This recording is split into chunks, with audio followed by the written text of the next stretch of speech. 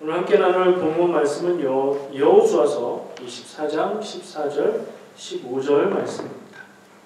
여호수아 24장 14절 15절 말씀 같이 나누겠습니다. 공독하겠습니다.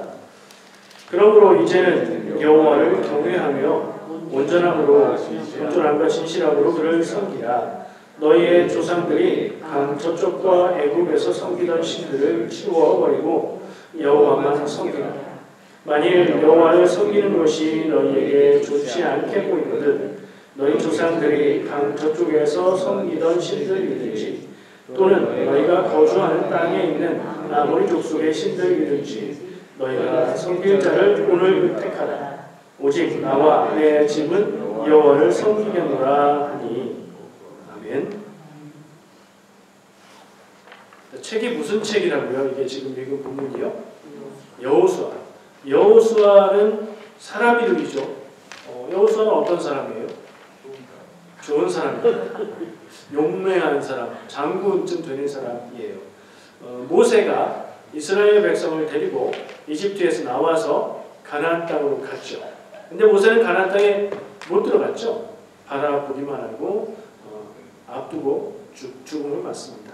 그러면 백성들을 인도할 사람이 있어야 되는데 모세의 후계자로 여호수아가 지도자가 됩니다. 여호수아는 지금까지 모세를 수행하고 그리고 더 중요한 일이 있는데 전쟁을 공격을 받거나 전쟁을 해야 될 때에 이스라엘 백성 군을 지휘하는 장군이었어요. 그러니까 이 여호수아가 모세의 뒤를 잇는 게 너무나 자연스럽고 당연한 게 가나안 땅에 그냥 들어가면 거기 아무도 안 살고 비어있는 땅에 살기만 하면 되는 게 아니었거든요.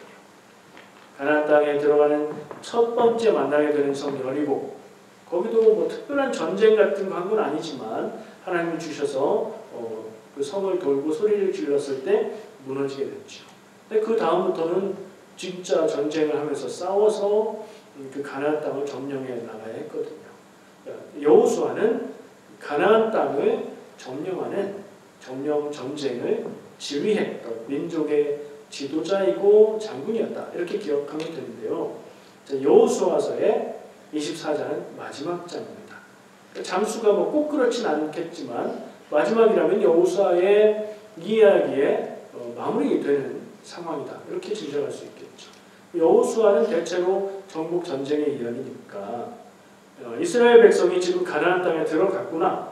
들어갔지만 다 점령한 건 아니고 점령하는 전쟁을 해가고 있었는데 그게 이제 거의 마무리되어 가는구나. 눈앞에 오래지 않아서 그 지역을 다 점령하고 거기서 살게 되겠구나. 이런 생각을 할 수 있고요. 여호수아는 모세 비슷하게 이제 곧 하나님 앞으로 가겠구나. 모세가 그런 얘기를 해요. 나의 죽음이 이제 가까이 와서 너희들에게 이런 말을 한다 하면서 한 얘기가 오늘 본문 말씀이에요. 오늘 본문 말씀에서 읽다 보니까 되게 익숙한 구절이 있었죠. 어디였어요? 제가 짐작하는 데랑 여러분들이 생각하는 데가 같은가요? 마지막 부분에 보면 오직 나와 내 집은 여호와를 섬기겠노라. 나가 누구예요? 여호수아. 여호수아가 민족의 지도자요 장군으로서 백성들에게 설교 혹은 뭐 메시지를 전하고 있는데 오직 나와 내 집은 하나님만 섬기겠다. 이게 오직이 나와 내 집에 붙으면 나와 내 집만 하나님을 섬긴다는 얘기니까 그거 아니고 나와 내 집은 오직 여호와 하나님만 섬긴다는 얘기를 백성들에게 했죠. 그 앞에 무슨 얘기했는데요? 다른 신들 섬기고 그랬던 걸 기억하지 말고 여호와 하나님을 섬겨라. 근데 너희가 여호와를 섬기는 것이 너희에게 좋지 않게 보이면 그게 마음에 안 듭니다. 아닌 것 같다 생각이 들면 그럼 다른 신을 섬겨라. 결단하라는 얘기를 하거든요. 그 스토리를 가지고 오늘 말씀을 나눠볼 건데요. 오늘 나눌 말씀의 제목을 제가 뭐라고 써놨어요? 앞에 있나요? 상식적인 신앙. 제가 이런 얘기 하는 거 들어보셨어요? 저는 상식적인 신앙을 추구합니다. 신앙에 이렇게 방향이나 성격이나 정체성 이런 게 있잖아요. 제가 얘기를 안 했으면 마음속에 늘 있는데 얘기를 안 하는 거고요. 오늘 얘기를 좀 해보려고 해요. 자, 여호수아의 이야기를 읽었고요. 여호수아가 너희들 옛날에 믿었던 신들을 믿든가 아니면 그것들을 다 버리고 여호와 하나님을 확실히 믿어라. 나는 나와 내 집은 여호와 하나님만 믿겠다. 마음대로 선택해라가 아니라 나는 결단하니 너희도 결단해라. 확실하게 결단해라. 라고 얘기하는 거예요. 아까 말했죠. 여호수아가 이제 죽음을 앞두고 이제 떠나갈 때가 되면 지도자로서 백성들이 걱정되니까 제일 중요한 얘기를 한 거란 말이에요. 이 말을 주제의식은 상식적인 신앙이라는 이야기를 가지고 한번 나눠보려고 합니다.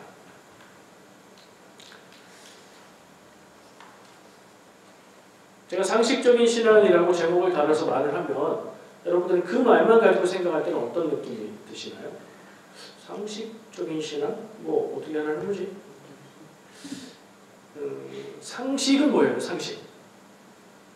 영어로 더 잘 아시죠? 여기서 살다 보니까 한국말 잊어버리고 common sense. 제가 찾아보니까 사람들이 다들 알고 있는 기본적인 지식, 모든 사람들에게 통하는 기본적인 생각, 그걸 상식이라고 한대요. 그러면 이 상식적인 신앙은 그런 신앙인가? 아니요. 상식이라는 우리말은 말을 쓰는 데 따라서 용법에 따라서 조금씩 느낌이 다르잖아요. 제가 말할 때 상식적인 신앙은 이 상식은 여러 가지 의미가 있는데 이성적이고 사람이 생각해서 합리적이다 이렇게 얘기할 때 이해가 되고 납득이 된다라고 얘기할 때 그런 부분이에요. 자, 제가 얘기하는 상식적인 신앙은 이성적이고 합리적인 신앙을 얘기한다 이렇게 가지고 생각을 하시면 되겠습니다. 그럼 이런 질문이 떠오르실 겁니다. 아니 믿음이라는 게 교회 다니고 신앙생활하고 성경 말씀을 읽는 게 하나님을 믿는 게 사람의 생각일 뿐인 이성 그리고 사람의 생각에 맞는다고 생각되는 합리 이걸 기준으로 해서 한다는 게 이게 되나? 라고 생각되는 분이 있을 수도 있고요. 근데 다 그렇지 않을 수 있어요. 어떤 분들은 그렇지 교회가 너무 상식이 없어 이런 생각을 하시면서 교회가 좀 상식을 회복하고 찾는 거 필요해 이렇게 마음에 맞는 분도 계실 겁니다. 마음속으로 여러분은 어느 쪽인지 생각하시면서 왜 그렇게 생각하는지도 질문하면서 도대체 저는 왜 상식적인 신앙을 이야기하고 있는지 들어보시면 좋겠습니다.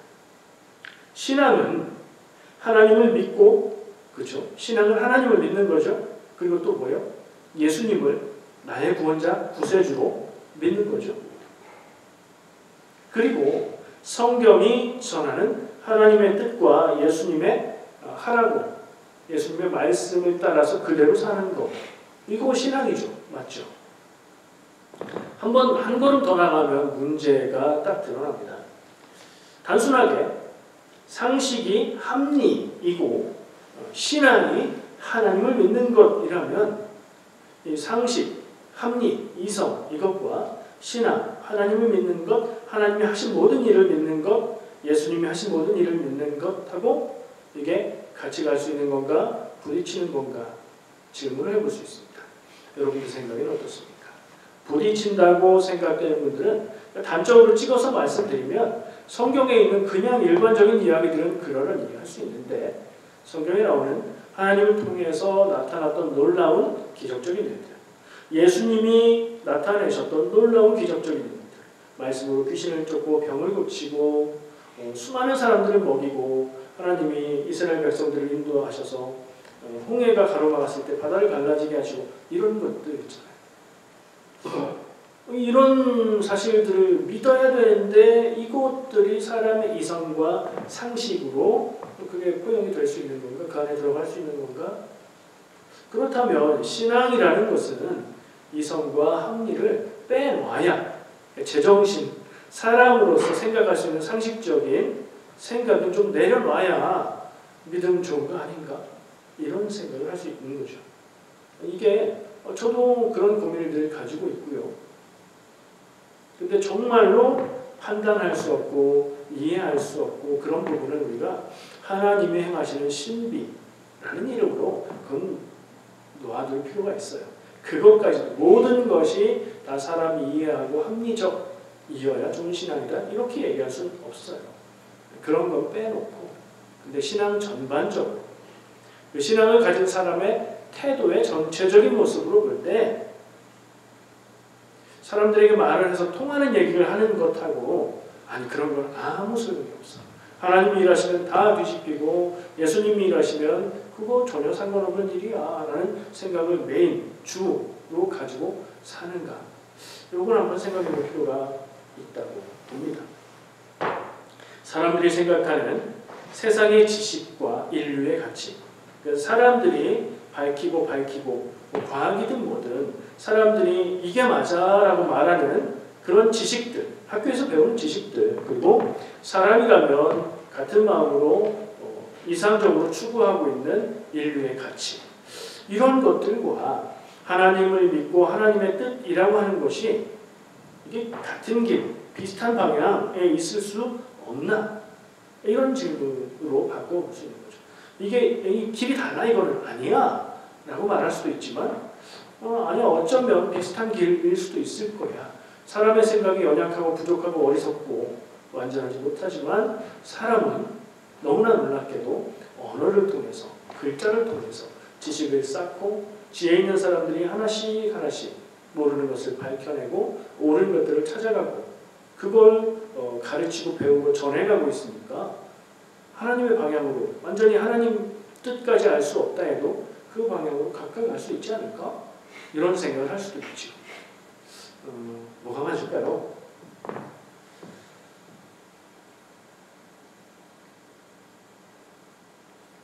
지금 제가 질문을 했는데 어느 한쪽이 이 두 가지 생각, 이 상식과 신앙이라는 것이 같을 수 있다라고 생각하는 것과 상식과 신앙은 아니 상식은 신앙 앞에서 아무것도 아니고 믿음으로 하나님이 하시는 것을 우리가 믿고 살아야 돼 이것만 이야기해서 상식은 이성은 합리적인 것은 교회에서 배제해야 된다고 생각하는 것 어느 쪽이 우리 한국교회 안에 어느 쪽의 생각이 더 많을까요? 여기서 이렇게 손들어 보면 비율을 나눌 수도 있을 텐데 뭐 굳이 그런 것까지는 안 해도 될 것 같은데 그냥 개인적으로 제가 느끼는 느낌은 아무리 작게 생각해도 최소한 반 이상이 상식과 합리는 신앙보다 아래 신앙이 상식과 합리를 넘어서 하나님이 역사하시는 게 맞다. 이건 같은 길이 아니다 라고 생각하는 비율이지 않을까. 조사한 것도 아니지만 그냥 그런 인상을 저는 갖고 있습니다. 그런 우리 여러분들 안에서도 비율이 어떨지 제가 알지 못하지만 그러나 제가 가진 생각과 방향을 나누고 함께 가야 될 필요가 있기에 말씀을 드립니다. 성경에 나오는 기적들을 말할 때 이건 합리와 상식에 모순이 되는 거 아니냐 이렇게 말할 수 있죠. 사람이 생각하고 알 수 있는 합리와 상식과 지식과 사람이 이해할 수 있는 게 얼마나 많길래 그런 말을 할까? 저는 그런 질문을 해봅니다. 성경에 나오는 기적들을 말할 때 합리와 상식과는 모순이 된다라고 믿으면 합리와 이성은 버려야 되고 합리와 이성을 가지고는 믿음을 가질 수 없는 양립할 수 없는 한 사람이 이성과 상식을 가지고 살면서 믿음이 좋을 수 없다. 이런 결론이 정리가 되죠. 저는 반론을 해보고 싶은 거예요. 성경에 나오는 기적이라고 이야기하는 내가 살면서 일반적으로 겪는 경험과는 너무나 다른 그 이야기들을 성경에서는 글자 그대로 완전하게 다 믿어야 그게 신앙이라고 누가 정한 거죠? 저는 그 질문을 해봐요. 그렇지 않다는 건 아닙니다. 제가 뭐 감히 그렇지 않습니다라고 말하겠어요. 그러나 누가 그렇게 정해놓은 거냐는 질문을 해볼 수 있어요. 적어도 성경 말씀이 그렇게 얘기하지는 않습니다. 하나님이 명시적으로, 예수님이 명시적으로 이것들을 그대로 다 믿어야 믿음 있는 거야 라고 말하진 않아요. 교회 안에서도 여러 흐름이 있는데 그런 흐름이 더 많은 것일 뿐이라고 생각합니다. 그렇다면 교회 안에서 상식과 합리를 놓지 않고 가고 있는 흐름도 없지는 않다고 말할 수 있는 거죠. 성경의 기적을 받아들이며 이 기적을 받아들이면은 글자 그대로 성경에 기록되어 있는 대로 한글 번역으로 써 있는 그대로 문자주의라고 하죠. 그렇게 받아들이며 상식과 이성을 가지고 신앙생활을 하는 길, 문자주의라는 말을 빼놓고 기적을 받아들이고 인정하고 동시에 상식을 가지고 사는 길이 없지는 않다. 오히려 그게 예수님이 말씀하신 좁은 길 아닌가?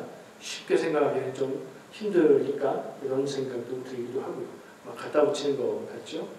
한번 깊이 생각해 보시기 바랍니다. 자, 한번 찾아볼까요? 상식과 이성을 상징하는 사람이 있다면 누구일까요? 이런 이 상식과 이성을 대변하는 직업이 있다면 뭘까요? 과학자 아닐까요? 과학자? 뭔가 객관적인 사실들을 연구하고 밝혀놓은 것들을 가지고 근거로 또 연구하고 하는 과학자라고 말할 수 있는 사람들이라면 이성과 상식을 대변하는 사람일 수 있겠죠. 자, 그러면 이성과 상식을 말하는 것이 신앙과 안 맞는다 이렇게 말했을 때 그럼 과학자들은 하나님을 안 믿겠네요. 과학자라면 하나님을 믿으면 과학자가 아니겠네요. 실제로 그런 경향이 있는 것 같기는 해요. 과학자들 중에 신앙을 가진 사람이 좀 적은가 하는 느낌은 들어요. 그런데 찾아보면 없지 않습니다. 책을 좀 찾아봤어요. 과학자, 하나님을 만나다. 책 제목이에요. 과학자가 하나님을 만나는 신앙의 어떤 간증들을 담은 책인데 25명의 과학자들 이름이 쫙 써 있고요. 25명이 각각 하나님을 만난 신앙의 경험들을 고백하고 있는 그러나 과학자로서의 삶을 살아가고 있는 이야기를 담은 책이 있어요. 한국에서 과신대라고 얘기하는 그룹이 있는데요. 대학교 아니고요. 과학과 신학의 대화라는 모임이에요. 누가 그걸 이끌고 있냐면 서울대학교 우종학 교수라는 분이 그 일을 앞서서 하고 있는데요. 그분은 서울대학교에서 천체물리학을 가르치는 교수님입니다. 우주를 연구하는 분이에요. 그분이 신앙인이고요.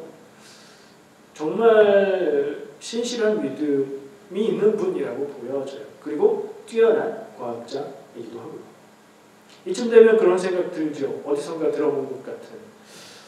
이 우주와 세상과 자연의 원리가 너무 오묘하고 신비해서 겉으로 보는 것 말고 정말로 깊이 연구하면 그 안에 있는 하나님의 창조 질서를 발견하고 정말 제대로 과학을 연구하면 믿음을 갖지 않을 수 없다.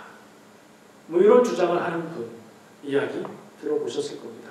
그런 면도 없지 않아요. 그런 사람도 없지 않고요. 그러나 과학을 깊이 연구한다고 해서 다 신앙을 갖게 되는 것도 아닙니다. 무슨 얘기냐면 과학자라고 해서 믿음이 없는 것도 아니고요. 과학을 깊이 연구하는 학자라고 해서 다 신앙을 갖게 되는 것도 아니라는 거예요. 일반적인 사람들하고 비율은 좀 다를 수 있으나 과학자들 중에서도 믿음을 갖는 사람들이 있고요. 근데 일반 사람들하고는 조금 더 도전이 크겠죠. 자기가 과학을 연구하고 자기가 연구하는 분야에 자기 인생을 걸고 있는데 그 이성과 상식을 대변하고 있는 그 일을 하면서 또 하나님을 믿는다. 그래서 어쩌면 그분들이 더 신실해 보이는 모습이 있는지도 모르겠어요.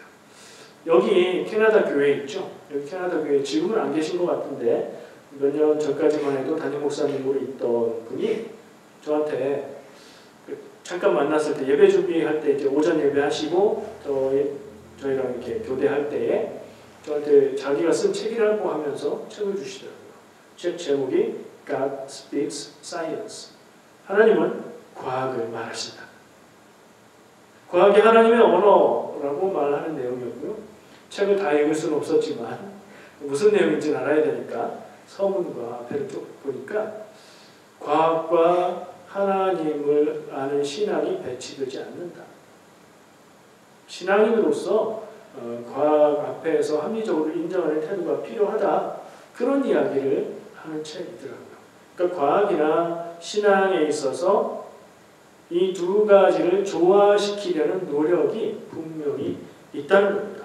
그리고 저도 제가 과학을 많이 아는 것도 아니고 신앙의 모든 일들을 아는 것도 아니지만 저는 그 방향에 서 있습니다. 현재는요. 저는 상식적인 신앙을 추구한다고 말씀드렸습니다. 여러분, 우리 교회가 속한 교단은 감리교회입니다. 그리고 제가 신학을 공부한 제 신학 공부의 그 기초와 기본도 감리교 신학입니다. 우리 주보에 매주 똑같은 그림이 나오고 있죠. 예전에는 다른 거였는데 바꿨잖아요. 감리교회 신학의 4가지 요소들, 이렇게 성서, 전통, 이성, 경험, 이걸 써놓은 거.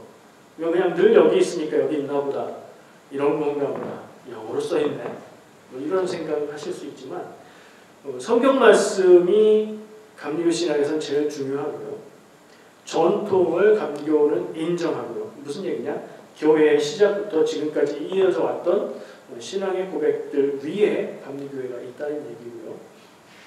이성과 경험을 중요한 기둥들로 인정하고 있는데, 이성은 사람이 생각하는 이성이고요. 경험은 사람이 살면서 겪는 경험들을 말하는 겁니다. 물론 거기에는 일상적인 경험 외에 초월적인 하나님을 만나고 하나님을 느끼는 경험도 포함하는 거지만, 어쨌든 이성과 경험, 이것이 감리교 신학의 중요한 요소 중에 2개라고 할 수 있습니다. 감리교는 경건주의라고 말하거든요. 경건주의는 열심히 믿는다는 얘기예요. 뜨겁게 믿는다는 얘기예요. 근데 이성과 경험을 하나님이 주신 것으로 여기고 중요하게 생각을 합니다. 물론 그 이성으로 하나님의 수준까지 모든 것을 다 할 수 없다는 것 인정하지만, 하나님이 주신 이성으로 세상을 바라보고 생각하고 무엇이 옳은가, 무엇이 하나님의 뜻인가를 판단하는 거죠. 경험을 통해서 경험 속에서 역사하시는 하나님을 만나고 말할 수 있는 겁니다. 상식적인 신앙이라는 이야기를 제가 하고 있지만, 저 혼자 개인적인 주장이 아니고 그 과학자 몇 명의 이야기가 아니고, 감리교회도 신학적인 틀을 볼 때에 상식적인 신앙을 추구하는 면이 있다고 말씀을 드리는 겁니다. 자, 본문 말씀으로 가볼게요. 성경 말씀. 여호수아 얘기했죠. 근데 아까 얘기하지 않은 부분이 있어요. 너희가 예전에 믿었던 신들을 믿든지, 이렇게 말합니다. 여호수아가. 구체적으로 뭐죠? 3가지로 정리할 수 있어요. 강 저쪽에서 믿던 신들. 강 저쪽이라고 하면 강은 뭐고, 그 강 저쪽에서 믿었다는 얘기는 또 뭔가? 애굽에서 섬겼던 신들. 이집트에서 출애굽하기 전에 이집트에서 살 때 다른 신을 섬겼나? 아모리 족속의 신들. 아모리 족속은 가나안 땅에 사는 원주민들을 말할 때에 이야기하는 여러 민족들 중에 가장 대표적인 민족이거든요. 이것들을 믿든지, 한마디로 얘기하면 여호와 하나님이 아닌 다른 신앙, 다른 신을 믿든가. 하나님 믿는 신앙, 여호와 하나님 신앙이 마음에 맞지 않고 아니라고 생각되면 다른 신앙을 믿든가. 여기에 애매한 자세로 하나님의 백성들이 끼어서 살지 말고 떠나던가. 확실하게 믿음의 길을 정해라. 그리고 여호와 하나님을 믿기로 결단하면 확실히 믿어라. 자, 좀 간략하게 설명을 해보겠습니다. 강 저쪽. 강 저쪽은 어디냐면, 이 강은 유프라테스 강을 얘기합니다. 왜 그 얘기가 나오냐? 이 아브라함을 기억해야 돼요. 아브라함이 원래 살던 데 어디였죠? 갈대아 우르라고 하는 지역이에요. 지도를 이렇게 상상해 보시고 이렇게 왔다고 생각하면 여기가 이스라엘. 방향 잘 모르겠어요. 여러분들이 알아서 보세요. 이스라엘 있고 여기 위에 하란이 있고, 아브라함을 부르신다는 하란이에요. 근데 원래는 쭉 내려가서 갈대아 우르에 살았다. 이 갈대아 우르, 제가 어느 지역이라고 말했던 적이 있는데, 메소포타미아 문명이 있었던 지역. 그 도시들 중에 하나 이름이 우르이고요. 거기에 신앙이 있었겠죠. 거기에 믿음이 있었겠죠. 그리고 여러분들 들어보셨어요? 이 아브라함의 아버지 데라가 원래는 우상을 만들던 사람이었다. 우상을 만들어 팔던 사람이었다. 이런 얘기 들어보신 분 있을 겁니다. 그러니까 그걸 얘기하는 거예요. 이 강을 건넜다는 얘기는 제가 히브리라는 말의 어원에 대해서 설명할 때 얘기한 적이 있을 거예요. 유프라테스 강을 건너온 사람들이라는 뜻의 넘어왔다는 뜻의 히브리라고 말씀을 드렸었죠. 그거하고 연결해서 생각할 수 있어요. 그러면 강을 건너온 다음에는 하나님 믿는 신앙을 가지고 살았다면 그 전에는 다른 신앙을 갖고 살았다. 그 얘기를 하고 있는 거죠. 메소포타미아 지역에 특히 그 우르라는 도시에 다신교거든요. 신들이 많이 있어요. 많은 신들 중에 우리 도시에 신이 있는 거예요. 그 우르 도시의 신이 달의 신을 섬긴 것으로 고고학 발굴 결과 나타나고 있고요. 그 지역의 달의 신의 이름은 난나입니다. 아마도 그 신을 섬기지 않았을까. 이건 거의 확실하고요. 성경에서 증거를 가지고 얘기하고 있고요. 제가 아까 잠깐 얘기한 데라가 우상 만드는 사람이었다. 그 얘기는 성경에 없습니다. 그 얘기를 누가 하면 성경에 없는 얘기다 라고 지적하시기보다는 그냥 생각만 하시면 돼요. 데라가 우상 만드는 사람이었다는 얘기는 유대인들의 전승이 담긴 책 탈무드나 미드라시 같은 데서 조금씩 언급이 되고 있고요. 유대인들한테 전해오는 이야기인 거죠. 그리고 성경은 아니지만 외경으로 분류되어 있는 카톨릭에서 쓰는 성경에는 들어있는 어떤 책에 그런 것을 언급하는 내용이 나옵니다. 그럼 개신교는요, 성경으로 인정하지 않는 부분에 나온 얘기이기 때문에 그게 그렇다라고 받아들일 수는 없는 거예요. 그런 얘기가 있다더라 정도. 그러니까 최소한 우르에서 살면서 그 지역의 신앙을 가지고 살았던가 아니면 그때부터 하나님을 알고 살았다 할지라도 주변 사람들은 우상을 섬기는 그런 환경에서 살았다는 걸 알 수 있죠. 이게 강 저쪽에서 섬겼던 신을 말하는 겁니다. 그리고 또 뭐 얘기했죠? 애굽에서 섬겼던 신들. 이스라엘 백성이 이집트로 언제 갑니까? 누가 나와야 돼요, 이름이? 요셉 때에 야곱의 아버지 야곱의 식구들이 다 이집트에 들어가서 살게 됐죠. 70명이 들어가서 살게 됐는데 출애굽 이집트를 떠나올 때 세보니까 장정 남자만 60만 명이었다. 그 인구가 늘었다 그 얘기잖아요. 이집트에서 성경 말씀에 보면 430년을 살았다 이렇게 얘기하고 있어요. 그 기간 동안 큰 인구로 불어났다. 그러면 수백 년을 이스라엘 백성이 이집트 땅에 살았다는 얘기인데 그때 뭘 믿었을까 질문해 볼 수 있죠. 뭘 믿었을까요? 알 수 없어요. 근데 이집트는 여호와 하나님을 믿는 그런 나라, 그런 민족은 아니었죠. 그러니까 주변에 사는 이집트 사람들의 종교적인 환경은 당연히 이집트 신앙이 있었을 거예요. 이집트 신앙 역시 여러 가지 신들이 있는 다신교였습니다. 근데 여호수아가 그렇게 말하고 있어요. 애굽에서 섬겼던 신들을 섬기든지. 여호수아의 말에 따르면 이스라엘 백성들은 이집트에 살 때 하나님이 아닌 이집트의 신들을 섬겼었나? 라고 생각해 볼 수 있죠. 그리고 우리가 기억하는 출애굽기에 나오는 이스라엘 백성들의 삶의 모습을 생각해 볼 때 여호와 하나님을 잘 모르고 살았다는 느낌을 받게 돼요. 그렇지 않아요? 기억해 보면 그렇습니다. 그러면 적어도 아까 얘기한 거랑 똑같아요. 이집트에서 살 때도 이집트의 신들을 섬기고 막 그러는 사람도 있었을 것이다. 혹은 모두 하나님을 믿는 신앙을 갖고 있었다고 할지라도 주변의 상황은 다신교, 이집트의 우상을 믿는 신앙의 환경 가운데 살았을 것이다. 같은 결론이죠. 아모리 족속의 신들은 뭐예요? 아까 가나안 땅의 신이라고 얘기했죠. 이제 이스라엘 사람들이 들어가서 살게 될 땅, 아니 이미 들어가 있죠. 전쟁을 하고 있으니까 지금 있는 이 땅 사람들의 신앙, 그걸 믿든가. 근데 또 다른 데서는 그 신앙을 따르지 말라라고 강조하잖아요. 똑같아요. 가나안 땅의 신앙 역시 다신교예요. 왜냐하면 농사 짓는 사람들이었기 때문이고요.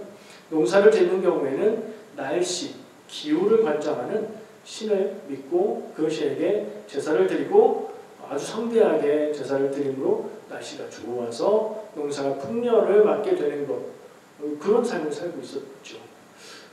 이스라엘 땅에서 성경에 나오는 계속 반복적으로 나오는 우상의 이름 중에 기억나는 이름, 얘기하면 그게 여기 신인 거예요. 뭐 기억나세요? 바알. 바알이라는 신의 이름은 주인이라는 뜻입니다. 바알. 그리고 바알의 아내의 신으로 나오는 아세라 혹은 아스타로, 이런 신들이 다 가나안 땅의 신들이라고 할 수 있어요. 공통적인 모습, 강 저쪽의 신앙이나 이집트의 신앙이나 가나안 땅의 신앙이나 공통적인 건 뭐예요? 신앙의 유형이 이름만 다를 뿐 다신교다. 그리고 풍요와 잘 사는 형통함을 복을 비는 그런 신앙이다. 근데 여호와 하나님 신앙은 뭐라고 얘기하죠? 다신교입니까? 그것과 비교해서 뭐라고 얘기해요? 유일신이라고 말합니다. 다신교에도 하나의 신만 믿는 정도가 있을 수 있어요. 그거는 일신교라고 얘기해요. 다신 상황을 인정하면서 그 중에 나는 이 신을 섬긴다라는 거예요. 여호와 하나님 신앙은 그런 건가요? 아니에요. 다른 신이라고 말하는 것들은 다 우상. 성경 여러 군데에서 말하기를 그 우상들은 아무것도 아니며 나무 조각, 돌 조각, 쇠 조각일 뿐이다 라고 말하죠. 정말 그렇지 않나요? 완전히 다른 형태의 신앙이에요.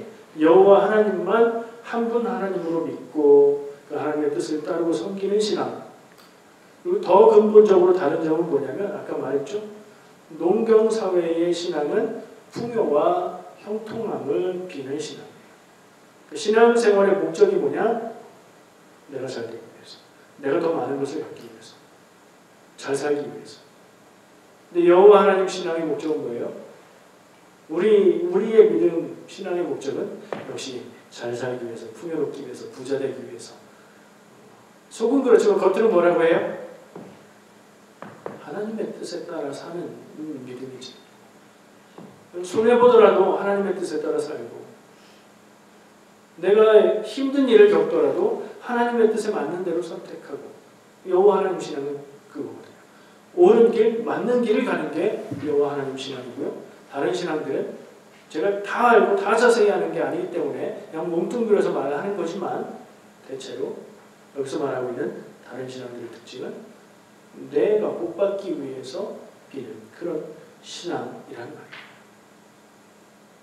여호수아는 그걸 말하고 있는 겁니다. 그런 신앙을 갖든가,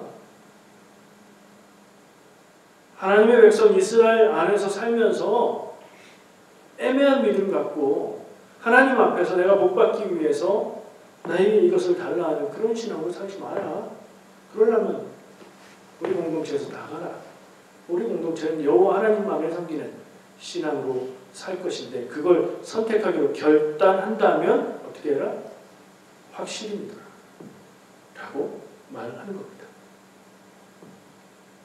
이거 왜 우리한테 하는 얘기처럼 들리죠? 성경 말씀을 나한테 하는 얘기로 듣는 거 잘 읽는 겁니다.